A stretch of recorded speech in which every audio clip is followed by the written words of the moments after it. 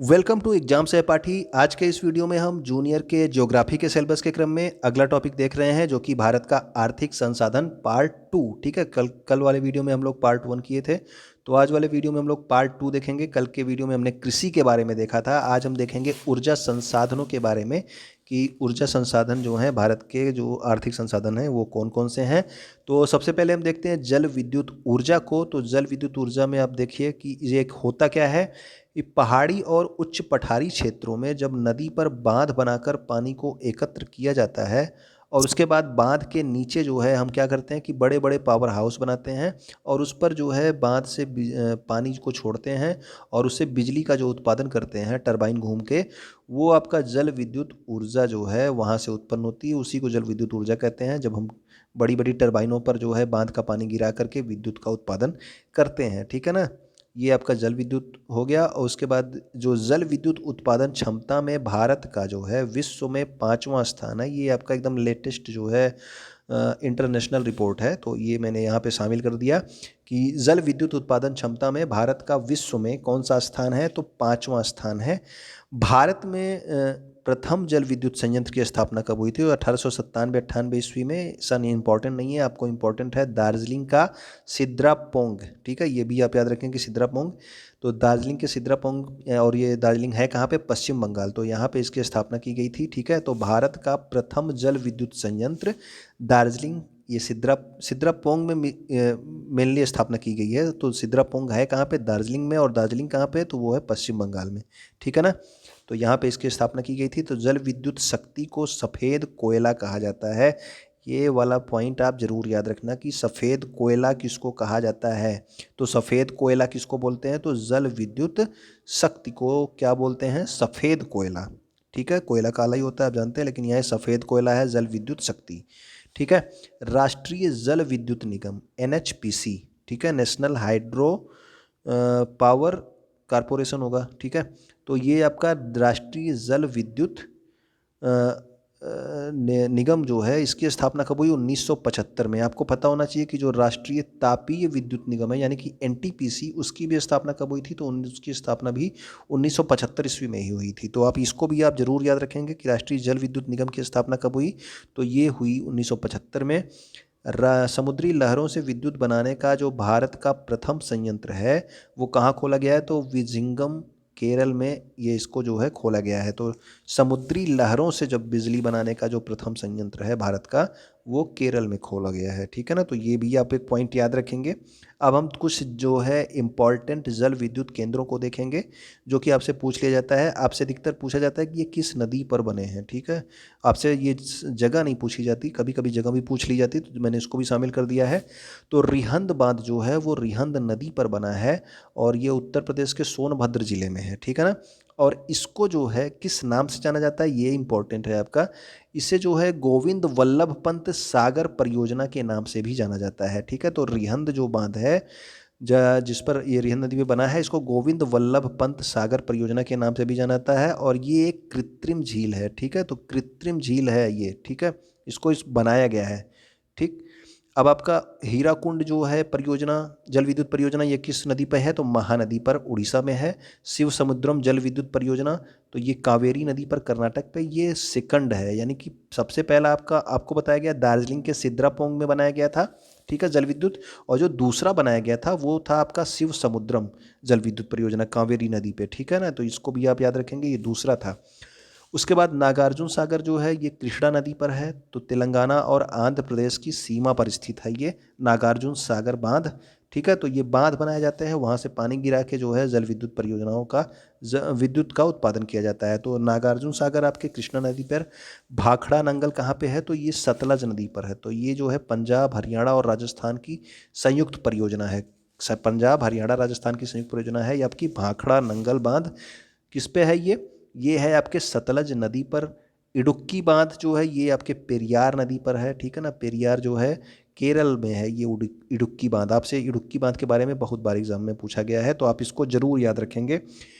और पेरियार नदी भी याद रखेंगे। ठीक है ना, मेट्टूर बांध जो है वो कावेरी नदी पर है। अधिकतर आपसे नदी ही पूछी जाती है कि ये किस नदी पर बने हैं। ठीक है, तो ये तमिलनाडु में है।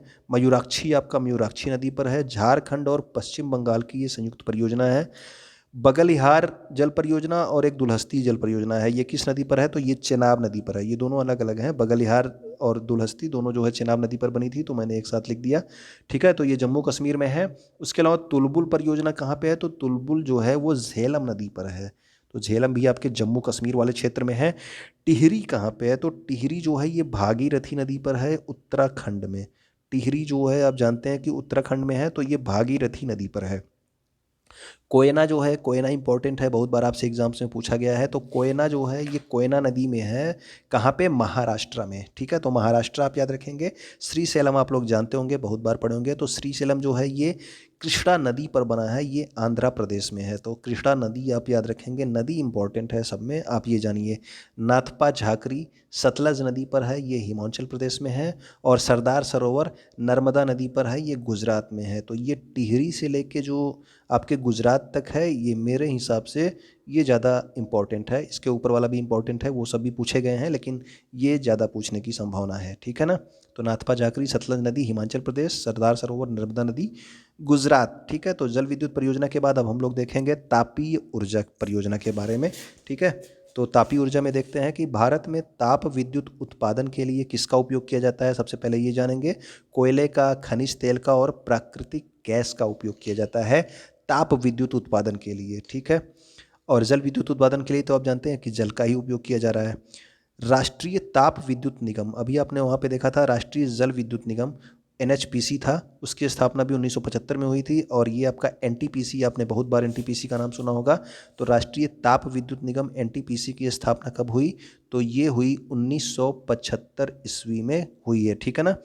भारत में कोयला आधारित तापीय विद्युत का हिस्सा सर्वाधिक है, यानी कि जो भारत में जो विद्युत का उत्पादन किया जाता है, तापीय विद्युत का उत्पादन किया जाता है, उसमें जो है कोयले का सबसे ज़्यादा उपयोग किया जाता है। ठीक है ना?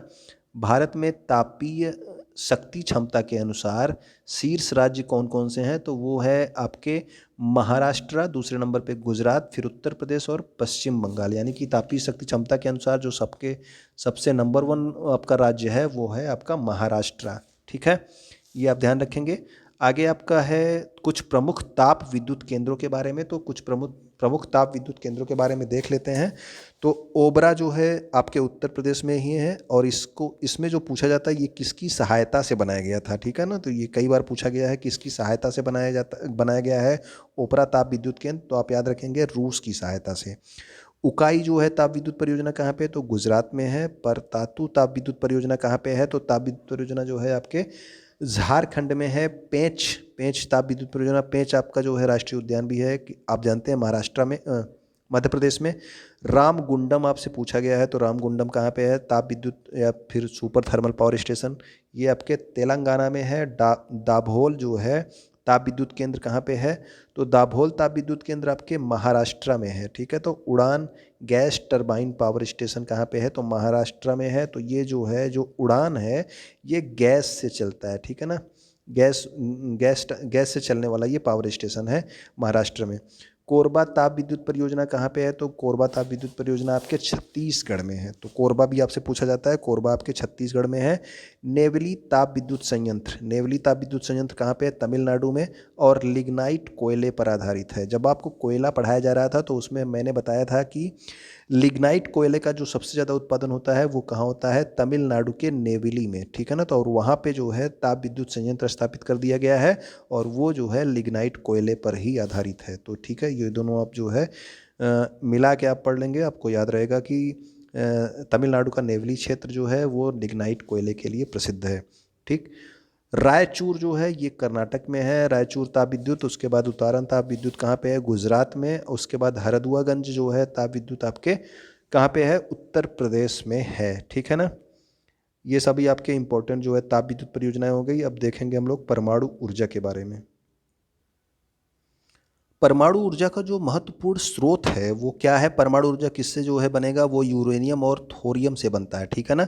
हमारे देश में जो झारखंड, मेघालय, तेलंगाना, आंध्र प्रदेश और राजस्थान के क्षेत्रों में यूरेनियम के भंडार हैं। एक स्थान है जादूगोड़ा। ठीक है, जादूगोड़ा से जो है क्या मिलता है, तो वहाँ से मिलता है यूरेनियम। आप बताएंगे जादूगोड़ा किस स्टेट में है, आप जब कमेंट जरूर कीजिएगा, क्योंकि जादूगोड़ा आपको जरूर नंबर दिलवाएगा, ठीक है ना।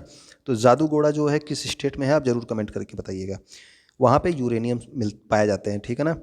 केरल के तट पर पाई जाने वाली मोनाजाइट बालू, तो मोनाजाइट बालू का नाम आप जरूर याद रखेंगे। इससे जो है थोरियम की प्राप्ति होती है और ये केरल के तट पर पाई जाती है, ठीक है। तो केरल के अलावा ये आंध्र प्रदेश वाले क्षेत्रों में भी पाई जाती है और ये उत्तर प्रदेश के भी कुछ क्षेत्रों में पाई जाती है, ठीक है। तो ये मोनाजाइट बालू आप याद रखेंगे, इससे जो है थोरियम की प्राप्ति होती है केरल के तट पर। थोरियम जो है भारत में प्रचुर मात्रा में उपलब्ध नाभिकीय ईंधन है, यानी कि जो यूरेनियम और थोरियम आपके दोनों से जो है परमाणु ऊर्जा का उत्पादन किया जा रहा है, लेकिन जो भारत में प्रचुर मात्रा में उपलब्ध है वो कौन है, थोरियम जो है भारत में प्रचुर मात्रा में उपलब्ध नाभिकीय ईंधन है, ठीक है ना। यूरेनियम की कम मात्रा पाई जाती है। भारत में प्रथम परमाणु ऊर्जा स्टेशन कहाँ पे बना था, तो वो तारापुर महाराष्ट्र में स्थापित किया गया था। तो तारापुर महाराष्ट्र में सबसे पहले प्रथम परमाणु ऊर्जा स्टेशन को स्थापित किया गया था, ठीक है। और डॉक्टर होमी जहांगीर भाभा का नाम आप याद रखेंगे। इनके निर्देशन में 1954 ईस्वी में परमाणु ऊर्जा विभाग की स्थापना की गई थी। तो आपसे पूछा जा सकता है कि ये परमाणु ऊर्जा विभाग की स्थापना किस सन में हुई थी, 1954 में, किसके सहायता से या किसके निर्देशन में, तो होमी जहांगीर भाभा के निर्देशन में 1954 में परमाणु ऊर्जा विभाग की स्थापना की गई थी। भारत के कुल विद्युत उत्पादन में परमाणु शक्ति के द्वारा कितना विद्युत उत्पादन किया जाता है, लगभग 2%। तो परमाणु शक्ति के द्वारा अगर पूछा जाएगा कि परमाणु शक्ति के द्वारा कितना उत्पादन किया जाता है, तो लगभग 2%। अगर आपसे पूछा जाएगा कि सबसे ज़्यादा किससे जो है बिजली उत्पादन किया जाता है, तो आप बताएंगे किससे, तो आप बताएंगे तापीय ऊर्जा से। तापीय ऊर्जा से सबसे ज़्यादा विद्युत का उत्पादन किया जाता है, ठीक है ना। तो थर्मल पावर है उससे सबसे ज़्यादा विद्युत का उत्पादन किया जाता है, ठीक। जल विद्युत से भी ज़्यादा थर्मल पावर से सबसे ज़्यादा जो है आपका थर्मल पावर यानी कि तापीय ऊर्जा से सबसे ज़्यादा विद्युत का उत्पादन। और अगर आपसे पूछा जाएगा परमाणु शक्ति के द्वारा, तो लगभग 2% विद्युत उत्पादन जो है परमाणु शक्ति के द्वारा किया जाता है। अब हम देखेंगे कि भारत के कुछ प्रमुख परमाणु ऊर्जा उत्पादक केंद्रों के बारे में। तो ये आपका तारापुर जो है परमाणु ऊर्जा केंद्र आप याद रखेंगे महाराष्ट्र में है, ठीक है। रावत भाटा राजस्थान में है। कलपक्कम कहाँ पे है, तमिलनाडु में। नरौरा आप याद रखेंगे उत्तर प्रदेश से संबंधित। और आपका काकरा पार कहाँ है, सूरत गुजरात में है, ठीक है। इसके अलावा आपका ये कैगा जो है कर्नाटक में और कुडनकोलम जो है तमिलनाडु में है। और आपसे अगर पूछा जाता है कि सबसे नवीनतम जो है परमाणु ऊर्जा संयंत्र कौन सा है, तो आप बताएंगे कुडनकोलम जो तमिलनाडु का है वो सबसे नवीनतम परमाणु ऊर्जा संयंत्र है। और ये परमाणु ऊर्जा संयंत्र बहुत इम्पॉर्टेंट है, ये आपको जरूर याद रहना चाहिए कि कौन कहाँ पे है, ठीक है ना। ये सारे याद रहने चाहिए आपको। तारापुर महाराष्ट्र, रावत भाटा राजस्थान, कलपक्कम तमिलनाडु, नरोरा उत्तर प्रदेश, काकरा पार जो है आपके गुजरात में, कैगा कर्नाटक और कुडनकोलम तमिलनाडु। आपको ये भी याद होना चाहिए कि सबसे नया वाला कौन है, तो वो है आपका कुडनकोलम तमिलनाडु इन सब में, ठीक है ना। अब देखेंगे हम अन्य महत्वपूर्ण तथ्यों को, थोड़े से तथ्य और शामिल किए हैं, इसके बाद आपका चैप्टर खत्म हो जाएगा। भारत में जो ज्वारीय ऊर्जा है, ज्वारीय ऊर्जा किससे होती है, ज्वार भाटा जो आते हैं ना उससे जो है ज्वारीय ऊर्जा उत्पन्न होती है। तो ज्वारीय ऊर्जा के जो प्रमुख संभावित क्षेत्र हैं वो कौन कौन से हैं, कच्छ की खाड़ी और खंबात की खाड़ी। तो ये दोनों जो खाड़ियाँ हैं ये कहाँ पे हैं, गुजरात के तटीय क्षेत्रों में पाई जाती हैं। इसके अलावा पश्चिम बंगाल में जो सुंदरवन का डेल्टाई क्षेत्र है वहाँ पे भी ज्वार भाटा आता है। तो वो भी आपके ज्वारीय क्षेत्र का संभावित क्षेत्र है। जो क्वेश्चन आपसे पूछा जाएगा वो ये पूछा जाएगा कि खंबात जो ज्वारीय ऊर्जा का जो प्रमुख केंद्र है, प्रमुख क्षेत्र है वो कौन सा है। तो ज्वारीय ऊर्जा उत्पादन का जो प्रमुख क्षेत्र है वो है खंबात की खाड़ी, ठीक है। तो खंबात की खाड़ी जो है वो ज्वारीय ऊर्जा उत्पादन का प्रमुख क्षेत्र है, ये आप ध्यान रखेंगे, ठीक। अब देखेंगे हम आगे जो पॉइंट हैं उनमें जो पवन ऊर्जा उत्पादन में प्रथम स्थान रखने वाला राज्य कौन सा है। तो पवन ऊर्जा के उत्पादन में प्रथम स्थान रखने वाला राज्य है तमिलनाडु, ठीक है। पवन ऊर्जा के उत्पादन में नंबर 1 स्थान रखने वाला कौन सा है, तमिलनाडु। ज्वारीय ऊर्जा का उत्पादन का जो प्रमुख क्षेत्र है वो क्या है, खंबात की खाड़ी, ठीक।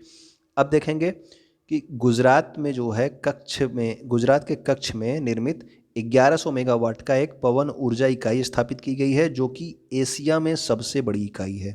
तो ठीक है, तो एशिया की जो है पवन ऊर्जा की सबसे बड़ी इकाई कौन सी है अगर आपसे पूछा जाता है तो वो गुजरात के कच्छ में जो है निर्मित किया गया है और इसकी क्षमता कितनी है 1100 मेगावाट। ठीक है, तो पवन ऊर्जा की जो है एशिया में सबसे बड़ी इकाई आपके गुजरात में स्थापित की गई है, भारत के गुजरात में। भारत का प्रथम भूतापीय ऊर्जा, ठीक है, भूतापीय ऊर्जा जो है आपके जो है इसका विद्युत संयंत्र वर्ष 2012 में कहाँ स्थापित किया गया था? आंध्र प्रदेश के, जो कि 2012 में आंध्र प्रदेश था लेकिन अब जो है वो तेलंगाना वाले क्षेत्र में चला गया है। ठीक है ना, तो आंध्र प्रदेश या वर्तमान तेलंगाना के खम्मम क्षेत्र में स्थापित किया गया है। तो सबसे पहला भूतापीय ऊर्जा जो विद्युत संयंत्र है ये कहाँ पे स्थापित किया गया है? तो वो तेलंगाना के खम्मम में है इस समय। ठीक है ना, उत्तर प्रदेश में स्थित रामपुरा गांव, ये एक रामपुरा गांव था, ये अपना जो है सौर ऊर्जा प्लांट लगाने वाला प्रथम गांव बन गया था। ठीक है, तो ये काफ़ी पुराना न्यूज़ है लेकिन ये आपको याद रखना है कि जो उत्तर प्रदेश का है इसलिए इम्पोर्टेंट है आपका। रामपुरा गांव अपना सौर ऊर्जा प्लांट लगाने वाला, खुद का जो है सौर ऊर्जा प्लांट लगाने वाला प्रथम गाँव था ये रामपुरा गाँव। ठीक है, ये उत्तर प्रदेश में है। सौर ऊर्जा भारत में नवीकरणीय ऊर्जा के लिए सर्वाधिक संभाव्यता वाला स्रोत है, यानी कि जो है जो नवीकरणीय ऊर्जा आप जानते हैं जिसको फिर से पुनः जो है बनाया जा सके जिस ऊर्जा को, वो आपका नवीकरणीय ऊर्जा है। तो सौर ऊर्जा जो है ये सर्वाधिक संभाव्यता वाला स्रोत है, जो सौर ऊर्जा का स्रोत है। ठीक है ना, तो ये आपके जो है हो गए भारत के आर्थिक संसाधन कंप्लीट। उम्मीद करता हूँ कि चीज़ें आपको पसंद आई होंगी, समझ में आई होंगी। आप वीडियो को लाइक भी करेंगे और अपने दोस्तों के साथ भी शेयर करेंगे। वीडियो देखने के लिए आपका बहुत बहुत धन्यवाद।